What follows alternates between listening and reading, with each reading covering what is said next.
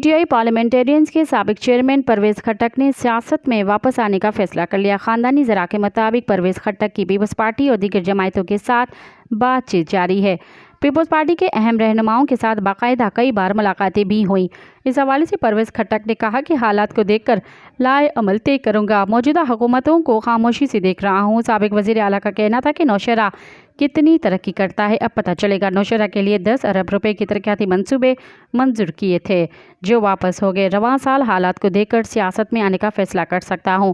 انہوں نے مزید کہا کہ فی الحال میڈیا سے دوری اختیار کی ہے۔ سوشل میڈیا پر مجھے جس طرح تنقید کا نشانہ بنایا گیا وہ افسوسناک ہے۔